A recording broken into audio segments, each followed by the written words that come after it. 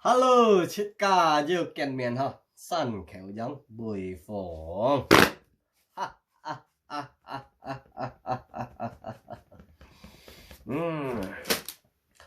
Kiên bùi nhị ha, ngay yêu cổng thiếu cụ sĩ bùn thầy chế cá thằng ha, siêu sen ha, cái này bôi bởi yêu cổng cho ha, này bôi bởi yêu cổng tỏ mỏ, và hay bởi yêu kèm tỏi ha, cái mình chẳng thấy chế cá to nhấn đèn ha.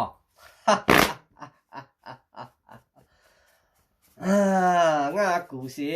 chưa ảnh nhung còn tỏ ha, nhân sinh à đà chiêu xăm thầy trọ đà nhung ban còn tỏ xăm thầy trọ đà thì chỉ trọ chưa chỉ cả xuất sinh chi sĩ nhung ban hàm tỏ xuất sinh chi sĩ đà chỉ sĩ còn tỏ chỉ cả xuất sinh chi sĩ đà thì như cho chưa chỉ cả kết phân chi sĩ đà thì xăm trọ chưa chỉ cả xì hết chi sĩ đà các thì chỉ cho nhưng với chỉ cả chẳng chút sẽ chỉ cả ứng hiểu xét các thì như cho chỉ cả kết phân mỗi khi kết thì xét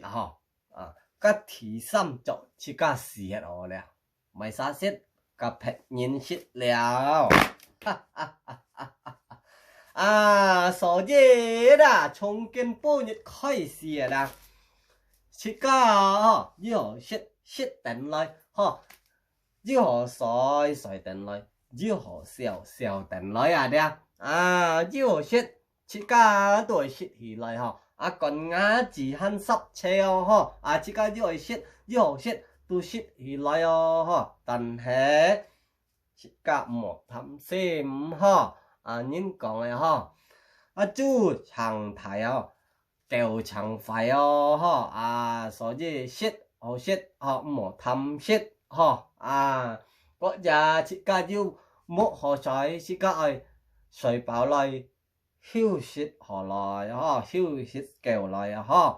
莫因為呢個錢用呢個錢財呢個鐳變名變生變死日日做頭光天光用冇意思等到你傳到cái gì是cái平日得到腳坐日高風暴人講冇意思腳坐高風暴之時你傳按多你做按多一第五去一頓錢一第五去啦故所以切家啦從今半日開始啦冇愛水飽來愛休息夠來身體愛照顧好來人講身體健康動發財個日切家啦很要笑切家愛笑到起來要乜嘅事情要乜嘅痛苦要乜嘅煩惱在心中切家講出來愛笑出來切家能夠笑出來希望切家能夠走出那個痛苦當中要笑切家就笑到起來從今半日開始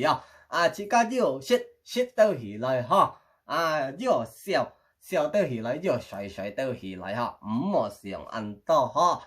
日開樂歡喜喜無濟也無難